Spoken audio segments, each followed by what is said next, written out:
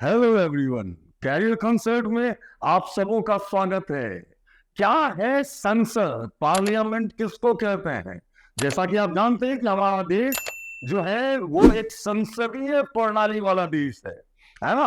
कोई भी शासन व्यवस्था के तीन अंग होते हैं। एक जो कानून बनाती है जिसे लेजिस्लेशन या विधायिका कहते हैं, दूसरा जो उस कानून को इम्प्लीमेंट करती है जिसे एक्सिक्यूटिव बॉडी या कार्यपालिका कहते हैं, और तीसरा होता है न्यायपालिका।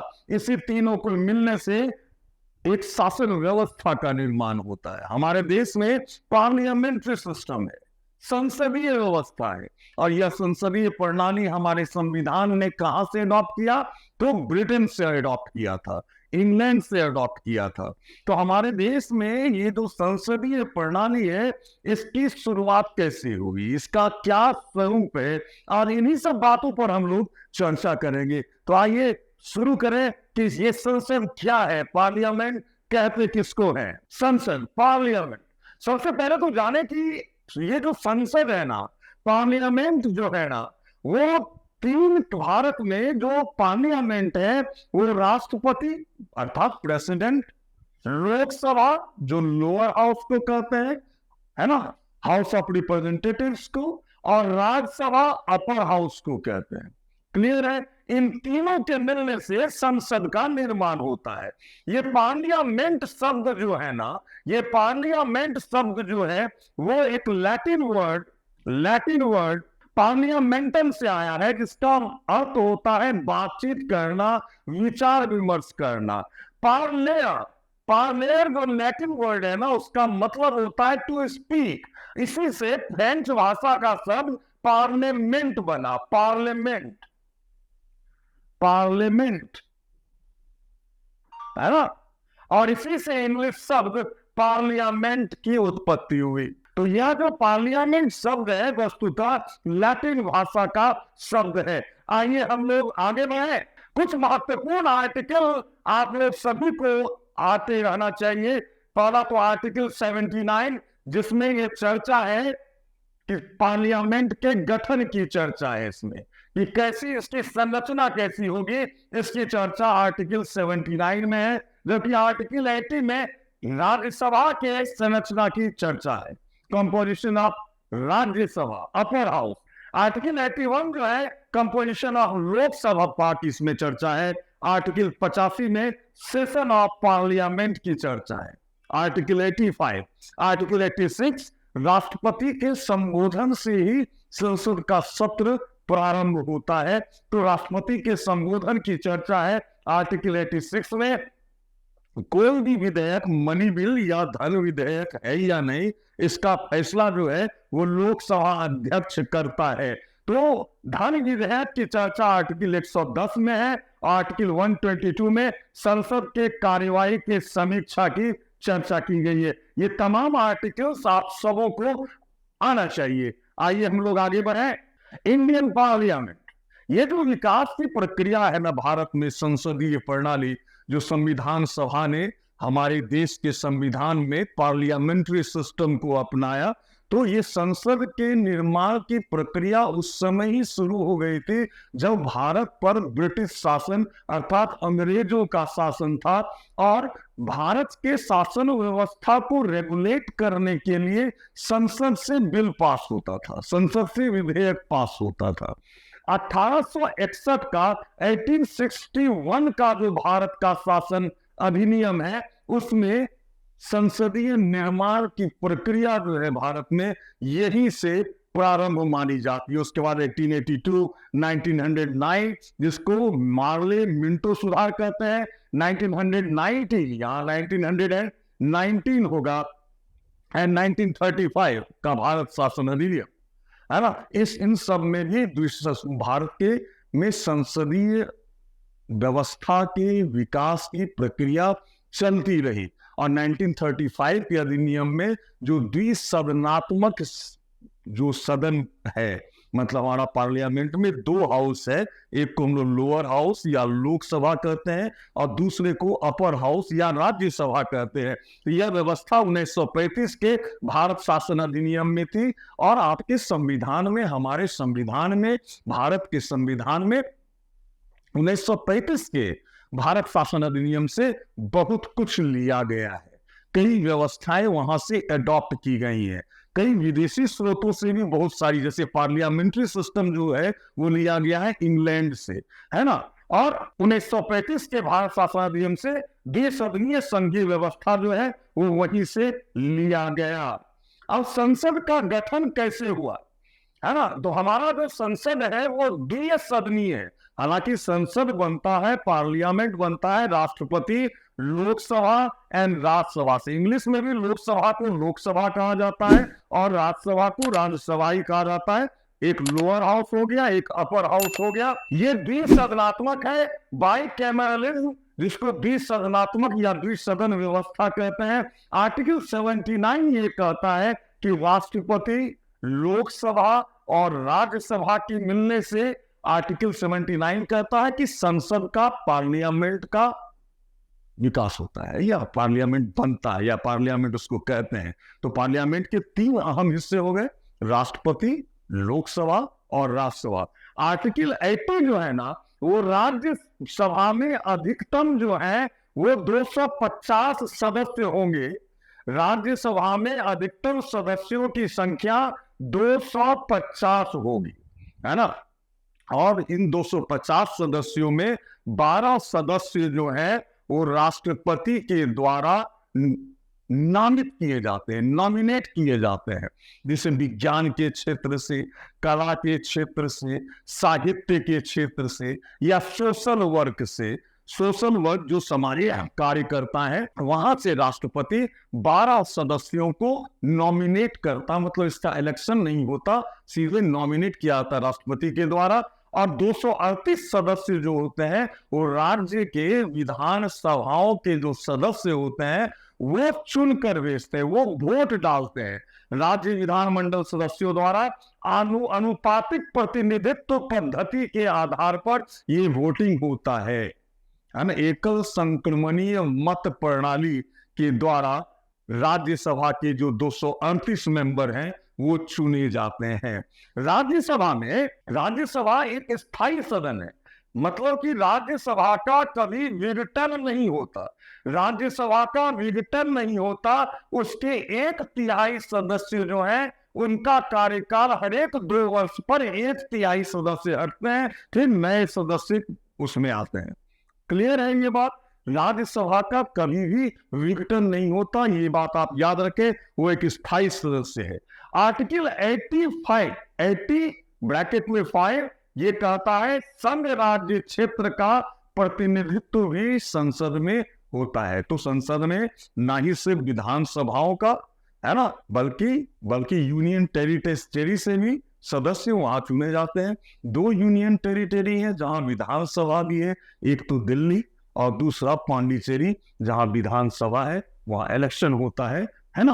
और अगर हम राज्यसभा की बात करें तो सबसे अधिक मेंबर जो है राज्यसभा में वो उत्तर प्रदेश से है, यहां से 31 राज्यसभा सदस्य चुने जाते हैं। अगर सबसे कम की हम बात करें तो सिक्किम, मिजोरम और गोवा यहां से सबसे कम राज्यसभा के सदस्य हैं। हर एक राज्य से एक राज्यसभा के सदस्य हैं।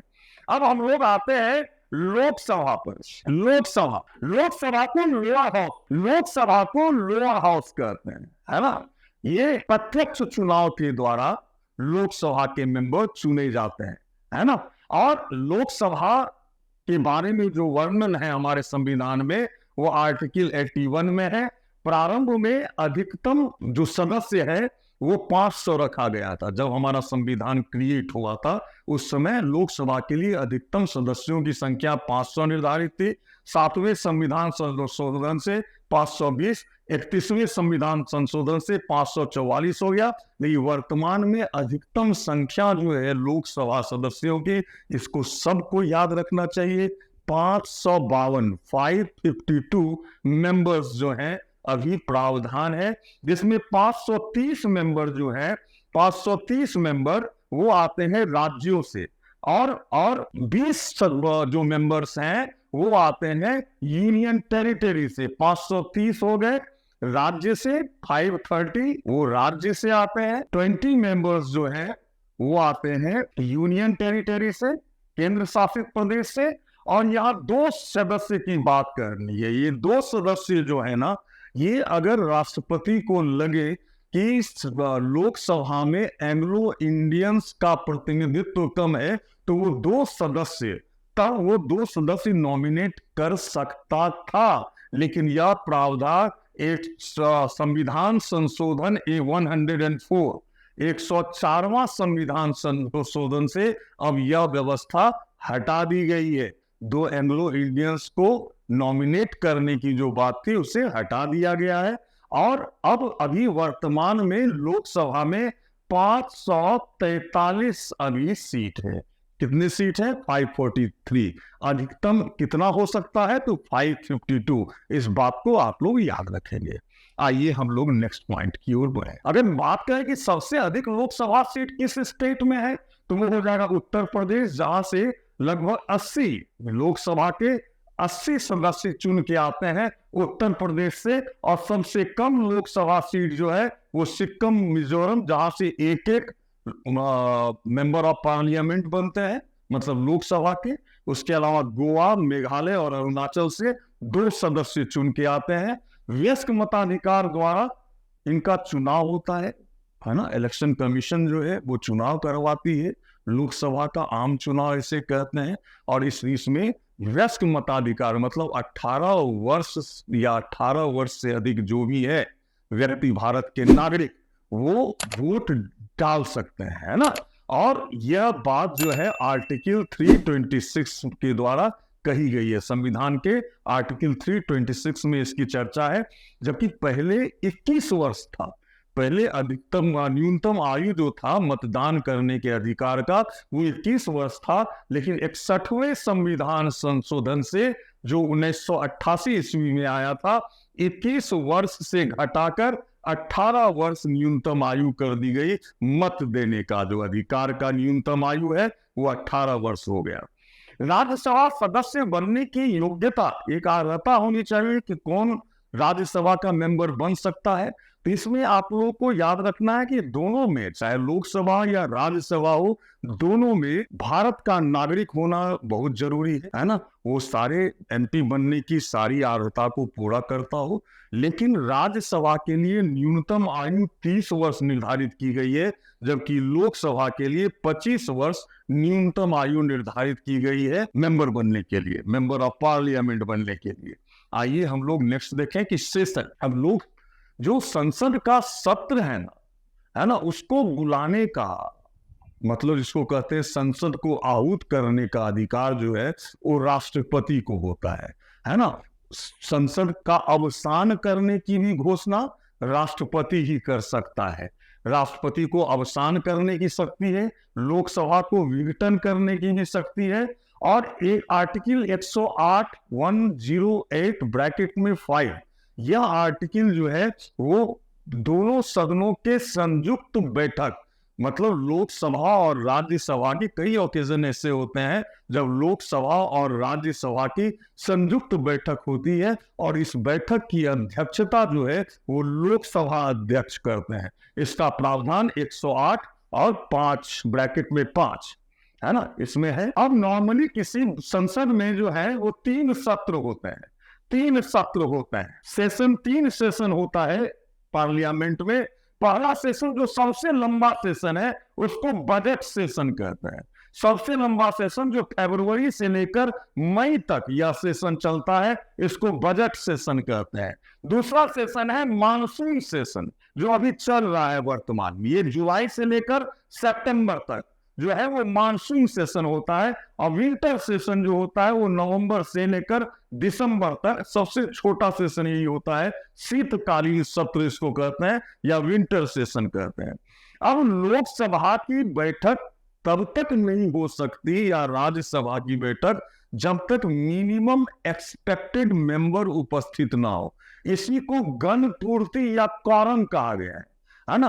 तो जो कॉरम है लोकसभा के कुल सदस्यों का 1/10 एटलीस्ट, मतलब कम से कम जितने सदस्य हैं लोकसभा में वर्तमान में, उसका 1/10वां भाग 1/10 मेंबर्स की उपस्थिति अनिवार्य है बैठक होने के लिए। और राज्यसभा के लिए भी सेम कंडीशन है ना। ये नियमावली, इसके लिए एक संविधान में कोई प्रावधान नहीं है, लेकिन जो संसद का नियमावली है उसमें नियमावली 384 में लोकसभा की गणपूर्ति की चर्चा है और नियमावली 10 में राज्यसभा की गणपूर्ति की चर्चा है। दोनों स्थिति में, गणपूर्ति की दोनों स्थिति में कुल सदस्य का, सदन के कुल सदस्य का 1/10वां हिस्सा उपस्थित होना अनिवार्य है, तब सदन की बैठक हो पाएगी। अब हम लोग देखें वेतन के बारे में जाने, है ना। इन लोग संसद सदस्यों का वेतन कितना होता है, तो वेतन संसद सदस्यों का है 1,24,000 रुपया पर मंथ। दैनिक भत्ता 2,500 रुपया प्रतिदिन। चुनावी क्षेत्र का भत्ता जो है वो 87,000 रुपया प्रति माह मिलता है। कार्यालय का भत्ता 75,000 रुपया प्रति माह मिलता है। तो कुल मिलाकर अच्छा खासा हमारे मेंबर ऑफ पार्लियामेंट्स को मिलते हैं। हालांकि ये जितना अभी नॉर्मली, ये सारे एमपीज के बारे में तो नहीं कर सकते, लेकिन जितना उन्हें 5 साल में मिलेगा, 5 साल की कार्यावधि होती है, उससे कई गुना ज्यादा खर्च तो वो चुनाव जीतने में लगा देते, पार्टियों का, राजनीतिक पार्टियों का टिकट खरीदने में लगा देते। तो ये तो लूफॉल्स है हमारी व्यवस्था का, निश्चित रूप से भविष्य में सुधार होना है। हम लोग देखें, जब आप सांसद नहीं भी रहते तो आप रिटायर हो चुके होते हैं, फिर भी आपको पेंशन मिलता है। जो रिटायर्ड सांसद है उनको 31,000 रुपया पर मंथ मिलता है। और ये सारा जो वेतन है वो भी बहुत बार पूछा गया है यह प्रश्न, कंसोलिडेटेड फंड जो भारत सरकार का है, जो समेकित कोष है, वहां से सांसदों का, मेंबर ऑफ पार्लियामेंट्स का वेतन जो है वहीं से दिया जाता है। आर्टिकल 106 जो है ना संविधान का, अनुच्छेद 106, वो संसद को पूरी शक्ति देता है कानून बनाने की, कि सांसदों का वेतन कितना हो, भत्ता कितना हो, मतलब अलाउंस कितना मिले, इन सब के बारे में पूरी शक्ति जो है आर्टिकल 106 जो है वो प्रदान करता है। 106 आर्टिकल प्रदान करता है पार्लियामेंट को। अब हम लोग नेक्स्ट देखें, लोकसभा अध्यक्ष, बहुत ही पावरफुल पद है लोकसभा अध्यक्ष। 70,000 रुपया प्रति माह मिलता है। तो कुल मिलाकर अच्छा खासा हमारे मेंबर ऑफ पार्लियामेंट्स को मिलते हैं। हालांकि ये जितना अभी नॉर्मली, ये सारे एमपीज के बारे में तो नहीं कर सकते, लेकिन जितना उन्हें 5 साल में मिलेगा, 5 साल की कार्यावधि होती है, उससे कई गुना ज्यादा खर्च तो वो चुनाव जीतने में लगा देते, पार्टियों का, राजनीतिक पार्टियों का टिकट खरीदने में लगा देते। तो ये तो लूफॉल्स है हमारी व्यवस्था का, निश्चित रूप से भविष्य में सुधार होना है।